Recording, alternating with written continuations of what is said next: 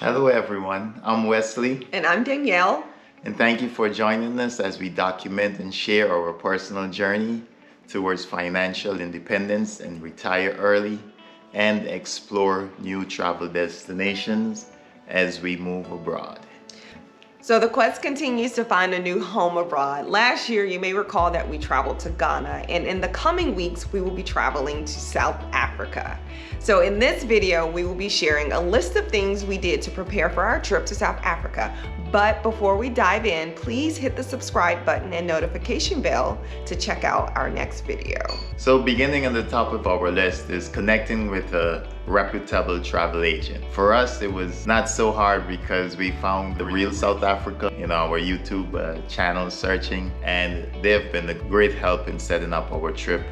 If you're interested in an authentic, tailored travel experience where everything is going to be taken care of for you and you don't have to think too much about what has to be done, connect with the real South Africa. We're going to drop their link in the description below. There you go. And number 2 on our list is ensuring you have passports to travel, right? So there's no visa requirement to enter South Africa, but you do want to make sure that your passport is valid and it's not expiring anytime soon.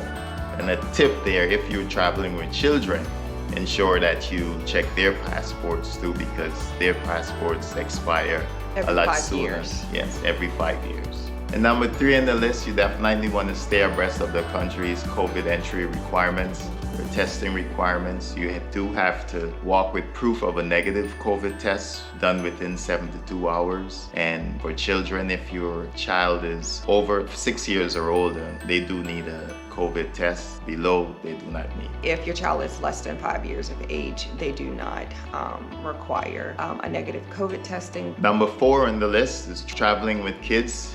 We did read that even if they're both parents traveling, you do need to walk with a copy of the birth certificate. So just make sure you carefully read the information regarding traveling with minors. For us, number 5 on the list, as I mentioned, we are traveling with kids. Make sure you pack the kids some snacks and toys to keep them occupied on the plane. And another thing that we're also doing is just ensuring that we do our due diligence to prepare them for the trip. We try to make sure that we are increasing their cultural competence. So, we do look at books and videos about the destinations that we're traveling to. Number 6 is travel essentials, right? Universal adapters. Check the weather. If you're going to be doing a safari, you want to get your dry fit clothing, especially for South Africa. It's winter, starting of winter here, and South Africa is the starting of summer there. So we're definitely excited to go into some warm weather. Mm-hmm. So pack appropriately, of course. Right. Here, I think we're number 7 on the list. Trip insurance. Especially traveling during COVID. With a lot of cancellations and specifically cancellations, whatever the news of the day is, it's very easy for your plans to get derailed. You definitely want to have trip insurance on a trip like this.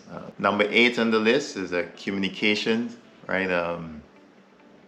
International plan on your cell phone is a definite plus.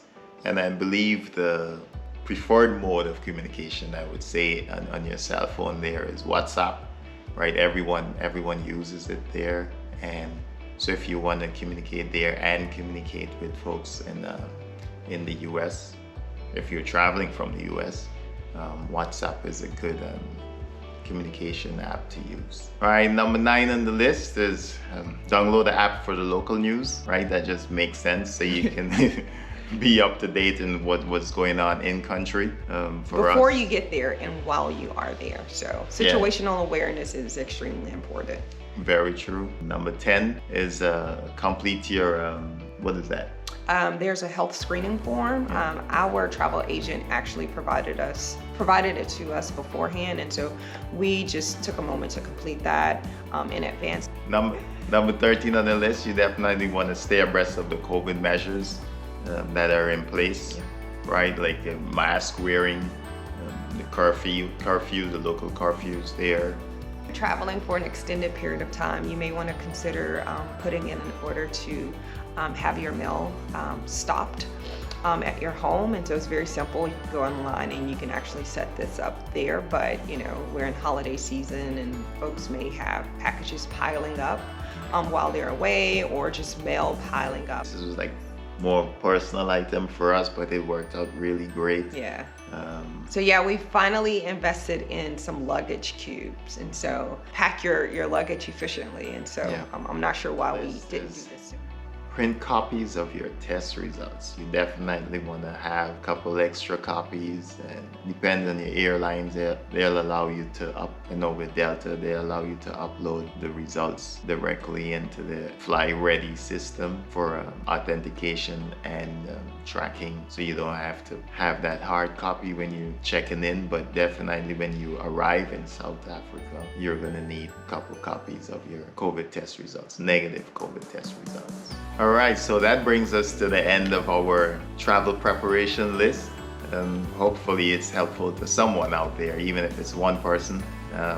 It did help us prepare for this nice long trip that we're going on. We're so excited about the trip.